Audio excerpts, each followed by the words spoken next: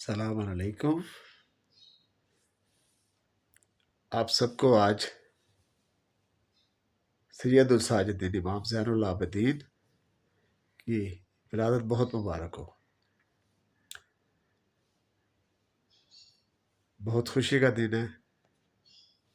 میں نے آپ سب کے لیے بہت دعائیں کی ہیں، آپ بھی میرے لیے دعا کیجیے۔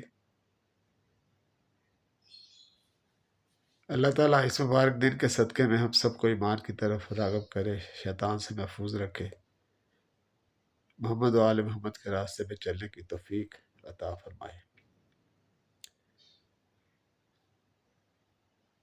آپ سب جانتے ہیں کہ امام حسین علیہ السلام کے 3 بیٹے تھے۔